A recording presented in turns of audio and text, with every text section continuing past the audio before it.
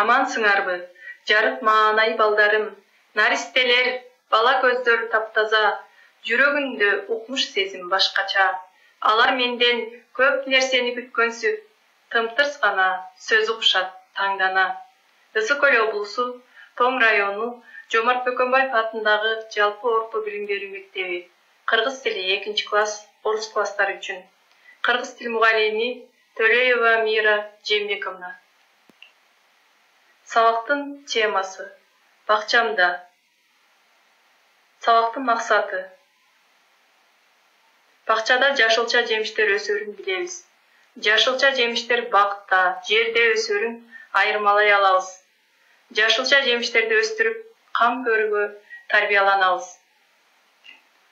Азыр мен силерге жагымдуу маанай тартуу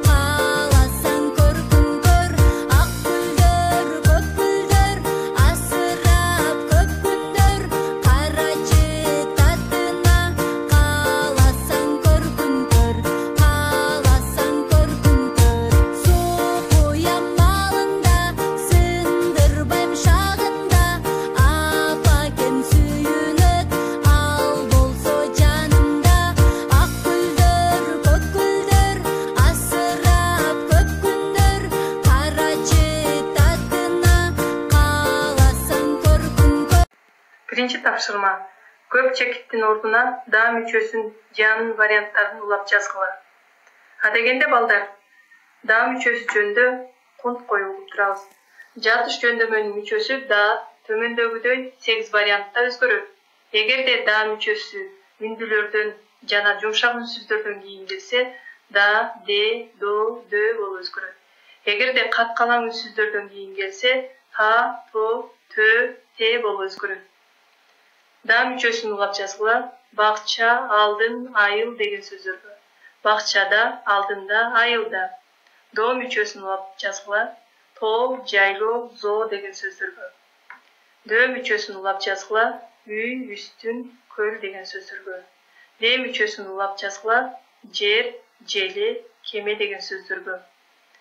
Та, те, то, тө мүчөлөрү катышкан сөздөрдөн таап жазгыла. Экинчи тапшырма.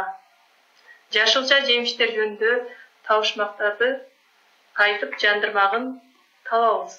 Кичине гана сары киши өзү жер алдында, сакалы жер үстүндө. Баштамгасы С, акыркы тамгасы З. Сабиз. Туура айтасыңар. Үлгүр чөккө кан куюп, үйлөп талга байладым. Баштамгасы К, акыркы тамгасы Т. Кайсы мөмө жемиш? Карагат. Туура айтасыңар. 90 кабат тоону бар, тоголук келген бою бар. Бул кайсы жашылча? Капуста. Туура. Биз топ кыз элек, шыпка илиңдик, жипке тизилдик. Бул кайсы жашылча? Калемпир. Туура айттыңар балдар, азаматсыңар. Үчүнчү тапшырма. Жашылча жемиштер берилген. Аларды биз бакта, жерде өсөрүн айырмалап жайгаштырабыз. Азаматсыңар, бардыгын туура жайгаштырдыңар. Мөмө жемиштер бакта өсөт. Кара өрүк, карагат, өрүк, шабдалы, алма, алмурут жана чие. Ал эми кээ бир жемиштер жерде өсөт. Жашылчалар жерде өсөт көбүнчөсү. Помидор, сабиз, пияз, дарбыз, кызылча, сарымсак, бадыраң, картошка жана коон.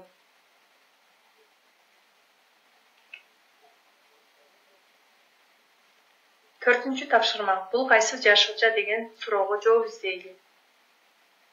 Ал тоголок, түсү кызыл, жумшак, даамдуу, бакта өсөт. Бул эмне? Шабдалы. Туура айтасыңар. Ал кичинекей, сүйрүү, түсү сары, катуу, жашылча жерде өсөт. Бул эмне? сабиз, туура. Ал чоң, сүйрүү, түсү сары, катуу, дамы ширин. Бул эмне? Коон. Азаматсыңар. Туура таптыңар. Азыр биз балдар физминутка жасайбыз. Ырды айтып, кыймыл менен көрсөтөбүз. Гүлгө кондук көпөлөп, учуп кетти көпөлөп. Аны кармап алсаң, чыгарабыз көпөлөп. Не бир сонун көрүнөт, учуп жүрсө көпөлөп. Биз көңүлдү эс алдык, кайра окуй баштадык. 6-чы тапшырма. Диалог түзүү. Базардагы сатуучу менен Кундуз деген кыздын сүйлөшүүсү боюнча диалог түзөлүү. Кундуз: бул алма канча турат? Сатуучу: алма 50 сом турат. Кундуз: мага 1 килограмм алма, 2 килограмм помидор бериңизчи. Сатуучу: мына алыңыз, 1 килограмм помидор 100 сом турат. Кундуз: канча төлөймүн? Сатуучу: 250 сом. Кундуз: рахмат. 7-чи тапшырма. Бакчамда ырын сүрөт менен терип окуйбуз, дептерге көчүрүп жазабыз. Адегенде сүрөттөргө көңүл бурабыз. Сабиз, пияз, бадыраң, ар жылына тигем мен, кандай кылып багарын кадимкидей билемин. Коон, дарбыз бир бөлөк, ар сортунан айдагам, жыпар жыты буркурайт, гүлдөрүн көр жайнаган. 8-чи тапшырма.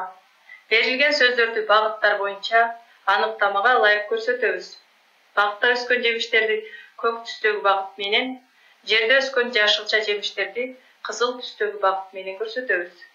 Алма бакта өсөт, алмурут бакта өсөт, ашкабак жерде өсөт, шабдалы бакта өсөт, кулпунай жерде өсөт, дарбыз жерде өсөт, чие бакта өсөт, бадыраң жерде өсөт, коон жерде өсөт, сарымсак жерде өсөт, кара өрүк бакта өсөт. Азаматсыңар, бул тапшырманы да туура аткардыңар. Үйгө тапшырма. 2 жашылчанын атын атабастан сүрөттөп жазгыла. Бакчамда ырын жаттагыла. Сабак ушуну менен бүттү. Кийинки сабакка чейин саламатта калыңар.